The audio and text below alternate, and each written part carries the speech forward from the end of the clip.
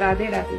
और जी आपका भी कर्मों के ऊपर ही है, कह रहे हैं कि हमने आपको एक प्रवचन में सुना था कि हर इंसान को अपने कर्मों का फल मिलता है। अगर माता पिता के कर्मों का फल उनके बच्चों को भी मिलता है, अच्छा हो या बुरा, नहीं, जीव को अपना कर्म भोगना होता है, संयोग बनता है, पूरा जाल बिछता है। तुम्हारे ये कर्म तो तुमको ऐसा पिता मिलेगा, तुम्हारे ऐसे कर्म तो तुमको ऐसा पुत्र मिलेगा।